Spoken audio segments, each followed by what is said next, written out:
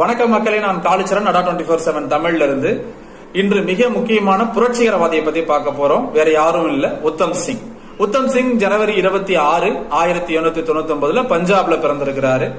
இவர் வெவ்வேறு வகையான புரட்சிகரவாத இயக்கங்கள்ல பங்கெடுத்திருக்கிறார். Example Ghadar party, Hindustan socialist republic association, Indian worker association, இதெல்லாம் பங்கெடுத்திருக்கார். அவருடைய வாழ்க்கையில மறக்க முடியாத இன்சிடென்ட் அவர் எதை சொல்றாரு தெரியுமா? 1919 நடந்த ஜாலியன் வாலாபாக் படுகொலை தான் சொல்றாரு. ஏன்னா அதை நேர்ல பார்த்திருக்கிறாரு.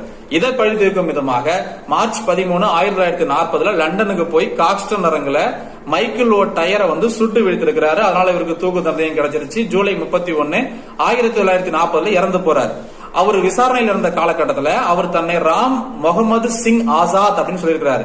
ராம் அப்படிங்கிறது ஒரு இந்து பேராகவும், முகமது அப்படிங்கிறது ஒரு இஸ்லாமிய பேராகவும், சிங் அப்படிங்கிறது சீக்கிய பேராகவும், ஆசாத் அப்படிங்கறத சுதந்திரம் அப்படிங்கிற வார்த்தையாகவும் பயன்படுத்தி இருக்கிறார்.